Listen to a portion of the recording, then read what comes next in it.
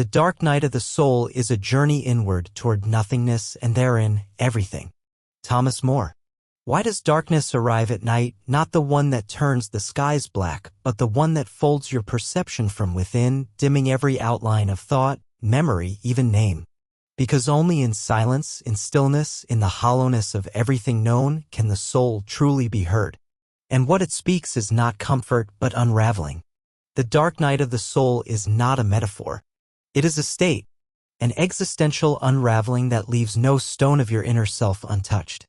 What falls away is not only what was false, but also what you once believed to be sacred, your sense of purpose, your relationship to the divine, your very identity. This night comes uninvited. No ritual calls it forth. No prayer keeps it away. It arrives when the structure of your life, spiritual, emotional, mental, becomes too small to hold what your soul now requires. And so it begins its undoing. To those unacquainted, it may appear as depression, as grief without origin. But it is neither. Depression is a deadness, the dark night is an alchemical death. One seeks escape, the other demands immersion. You don't descend into the night, you are consumed by it. The mystics of old understood this stage well. John of the Cross gave it its modern name, La Noche Oscura del Alma. Yet even long before him, initiates of the Eleusinian rites knew its tremor. Gnostic seekers spoke of the kenosis, the sacred emptiness into which one must fall. In ancient Egypt, Osiris was torn limb from limb, not merely to die, but to be reassembled in higher form. The beginning of the night is the severing of familiarity. You look upon your beliefs and they feel like borrowed clothes. You reach for prayer and find only echo. Meaning collapses. Joy disappears not from pain but from irrelevance. Even the divine retreats, as if to ask, who are you, now that I am silent? No guidebook survives this. No affirmation numbs it. This is not a time to fix or to flee, but to fall into the shapelessness of being, into the unnameable cry of your becoming. Here, the ego begins to die. Not with drama, but in quiet daily erosion. Your roles begin to fade. Your ambitions lose their shine. You forget what you thought you wanted. You forget who you were trying to be. And in that forgetting, you begin to remember something older, something you've never learned but have always known. But not yet. Not in this part of the night. For now, there is only the hollowing. Let it hollow you. Let it take what you never truly possessed. Let it darken every bright illusion. Let it blind you so the deeper sight can wake. This is not the end of you. It is the unmaking before the making. The soul does not grow in light. It is grown in fire, then watered with silence. And now the first spark has been extinguished. The night breathes in. We descend. The soul must undergo a fire of transformation, not to be punished, but to be purified of all that is not itself. Dionysius the Areopagite. You don't choose this night. You awaken within it as if summoned. As if somewhere beneath the logic of time, your soul whispered yes to an initiation your mind cannot comprehend. And so the fire begins, not a burning that destroys, but one that reveals.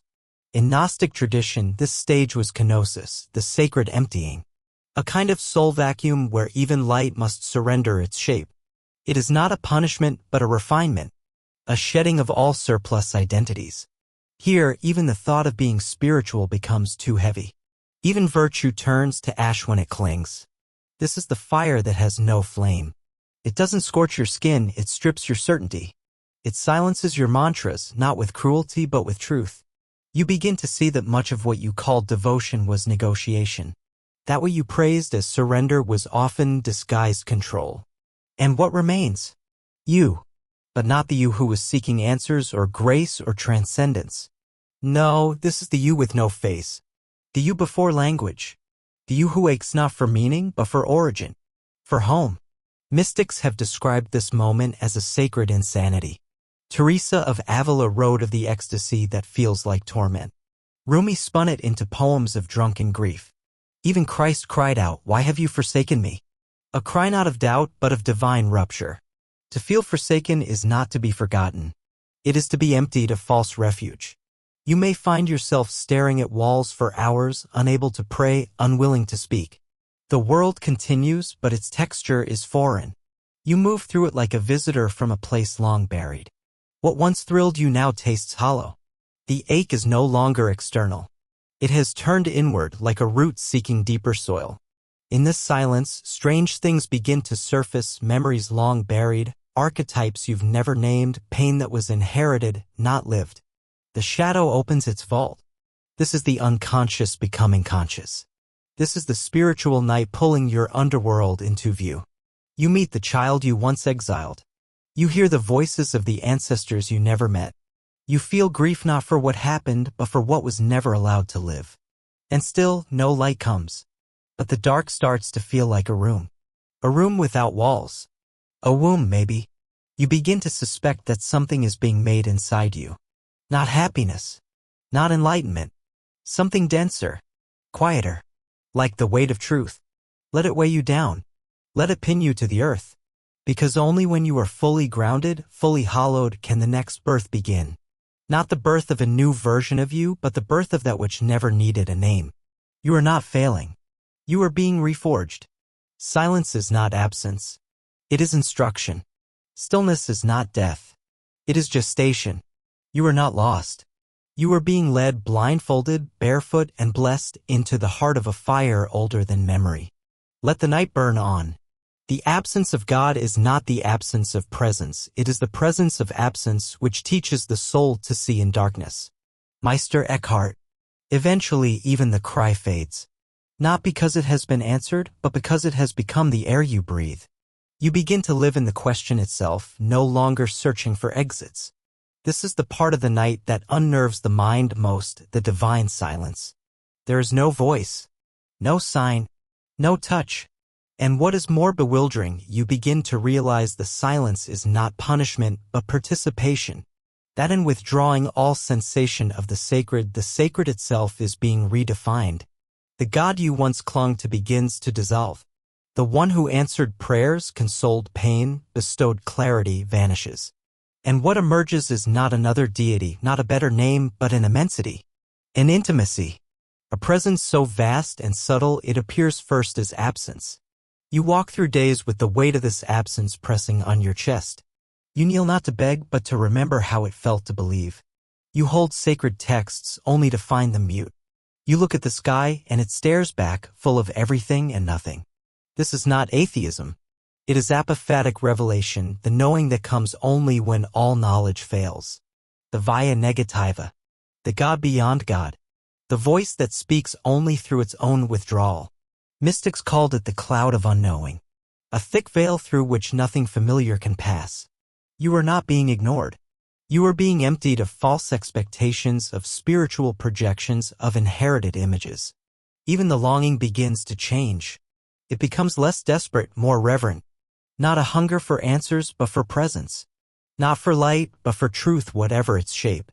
And in that shift, something strange happens. You stop performing. You stop pretending. You stop offering the version of yourself you thought was acceptable to the divine. You become simple, silent, real. This is when the deep prayer begins. Not in words, but in breath. In being. A prayer not to fix, not to gain, but to stand as witness to what is. You begin to feel that perhaps the dark itself is holy. That perhaps the collapse of your faith was faith itself, begging to be freed. That perhaps the absence is not emptiness, but spaciousness, an invitation to enter the sacred with nothing in your hands. And if you listen long enough, if you grow still enough, the silence starts to pulse. Not with comfort, but with rhythm. It teaches you how to endure, how to wait, how to not collapse in the face of mystery. You are being taught how to love what cannot be held. This is the holy unknowing.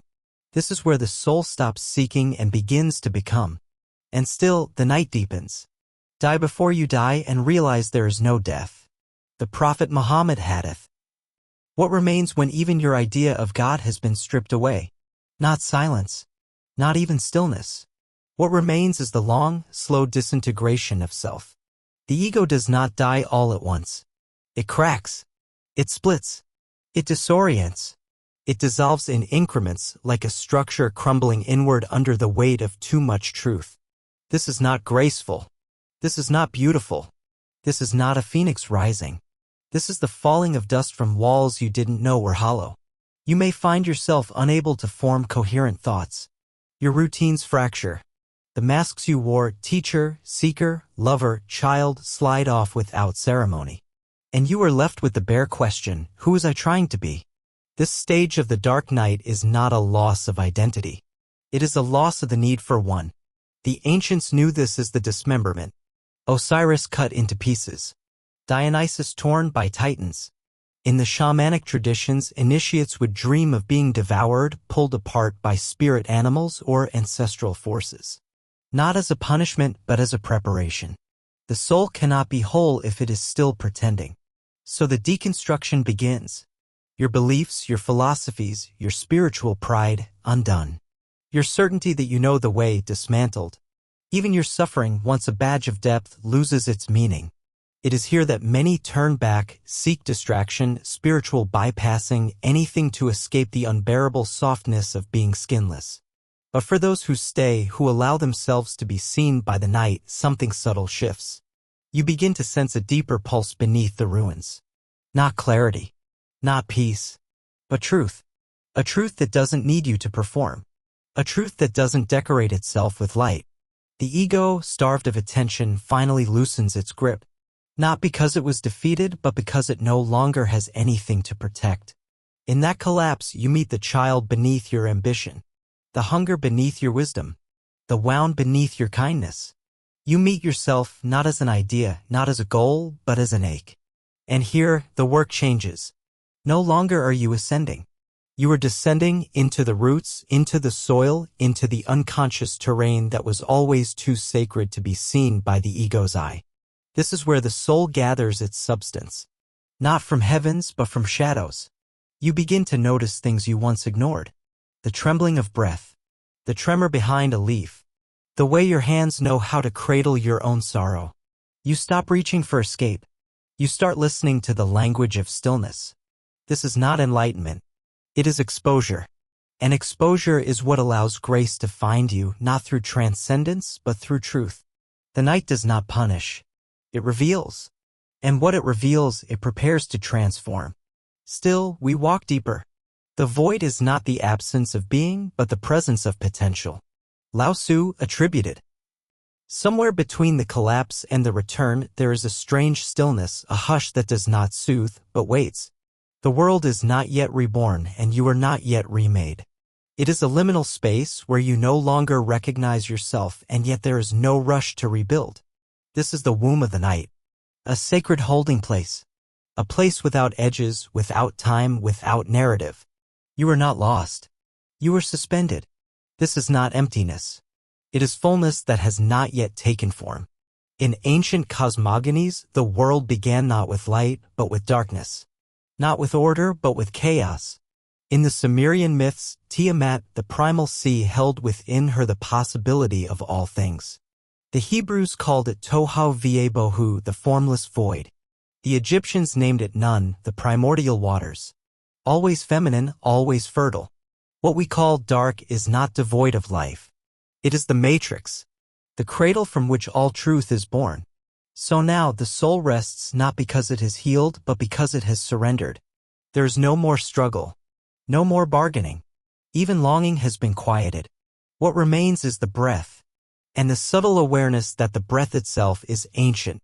It is in this space that the deeper memories begin to stir. Not memories of events or lifetimes, but of being before thought, before separation. The memory of wholeness. Not the wholeness of completion, but of communion. Of belonging. And yet nothing visible changes. No epiphany, no vision. Just the soft, persistent sense that the darkness is no longer hostile. That it too has been watching. Waiting. Holding. You begin to feel the earth more intimately. Not as ground, but as companion. Not as object, but as presence. The trees become teachers. The wind becomes scripture. Silence becomes the deepest song. This is when compassion begins to root, not as a virtue, but as a necessity. You feel everything now. The ache of strangers.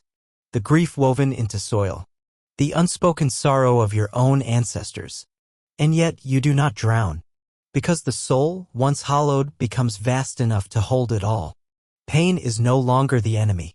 It is the thread that sews us back together. You start to sense that nothing has gone wrong. That even your unraveling was sacred. that even your despair was part of the design. This is not comfort. It is reverence. You walk slower now, not from weakness, but from awareness. You are beginning to carry the night differently, not as a burden, but as a knowing. The womb begins to warm. Something unnamed begins to stir. Still, there is no light, but the darkness has started to glow. And in that glow, the promise of something new begins to hum, not loudly, not yet, but just enough to make your soul turn gently toward it. We wait here, in the tremble before birth. First there is the fall, and then we recover from the fall. Both are the mercy of God. Julian of Norwich. You do not notice the moment the shift begins. There is no trumpet, no light slicing through clouds. It begins with breath, with the quiet awareness that something has softened inside you. A loosened grip, a gentler gaze. Not joy, not yet, but relief. Like a fever breaking, like a wound starting to scab without your command. This is not the end of the night. It is its turning. The deepest descent has been made. The soul has survived its own death. And in that survival, something glows, not with ecstasy, but with presence. You find yourself noticing beauty again. The way water gathers on leaves. The way a child's laughter moves through your ribs. The way grief can sit beside you now, not as enemy, but as companion. The light returns not in blaze, but in flickers. A memory. A dream. A scent that opens a door inside you. You do not chase these moments. They arrive. Like grace. Like breath. This new awareness is not triumph. It is tenderness.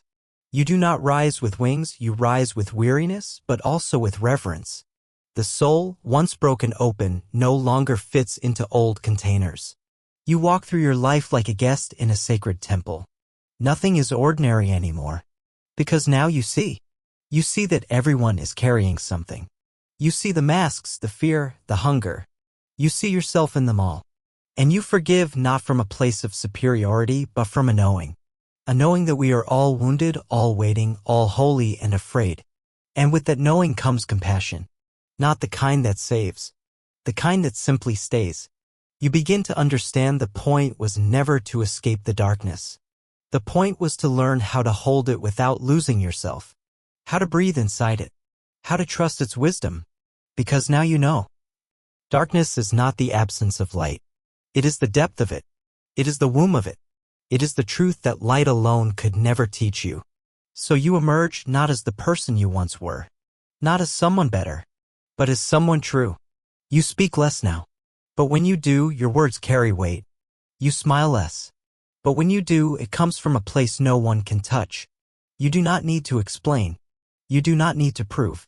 You simply carry the night inside you with honor. And somehow the world feels more alive. More sorrowful. More beautiful. Because you are seeing it not through desire, but through love. You are not the same. You are more. And still, the path continues. I found God in myself, and I loved her. I loved her fiercely. Toes exchange. You return not with fireworks, but with fire. Not to shine, but to warm. You do not wear your rebirth like a crown. You wear it like a scar. Quiet. Sacred. Earned. The night has not left you. It has become you. Not as torment. As texture. You walk through the same world, but the world is no longer the same. You sit at the same table, but now the chair across from you holds every soul who has ever broken. You look into eyes, and you see their depths not because they revealed them, but because you now know how to see. You have become a sanctuary. Not because you built yourself into something, but because you let yourself be undone. You let yourself be torn, silenced, hollowed. And now your very presence becomes an invitation to others to soften, to speak, to weep, to wake. You do not preach healing. You breathe it. You do not teach light. You carry the map through darkness. And when someone asks you how you survived, you do not offer answers. You offer silence. Because you know the night cannot be explained, only endured. Only honored. Your faith, if it exists, is quieter now. Less about belief, more about trust. Less about reaching, more about receiving. You see the divine not in ascension, but in soil. In blood. In breath. You touch the holy in the broken crust of bread, in the tremble of grief, in the ache that never fully leaves. You do not seek transcendence. You become intimacy. This is the gift of the dark night. Not escape, not mastery, but intimacy with everything. You know now that God is not above, not beyond, not behind some veil. God is what remained when everything else was taken. God is not what answered. God is what stayed. And so you stay too. Not to fix, not to lead, but to be present. Attuned. Real. You return to the world with empty hands. But those hands now know how to hold without gripping. To offer without needing. To bless without speaking. You return as a mirror. And in your presence, others begin to see themselves again, not as broken, but as becoming. You are not healed. You are healing. Not finished. Faithful. Not saved. Sacred. You are still human. Still afraid sometimes. Still aching. But you are no longer alone in your ache. The soul that walked through the night has found its own shape, fluid, wild, luminous. You are not the light. You are its vessel. You are not the voice. You are its silence. You are not the end. You are the way. And so we rise, not away from the dark, but with it within it as it. Forever marked. Forever changed. Forever whole. There are journeys that begin with a map. And then there are those that begin when all maps fail. This is not a teaching. Not a lesson. This is an unraveling. A descent not into despair, but into a deeper truth, one that the light alone could never show you. If you find yourself here, listening, perhaps something in you already knows. The night has begun. Let us walk through it slowly, honestly, together. If something in this spoke to you, not as information, but as recognition, stay with us. Subscribe not to follow, but to remember that you are not walking this night alone. Leave a trace in the comments below. A reflection, a whisper, a breath from your side of the dark. Your voice may be the echo someone else needs to hear. And if you feel called, share this. Not as content, but as a candle passed in silence. We'll meet again where the shadows end. Or begin.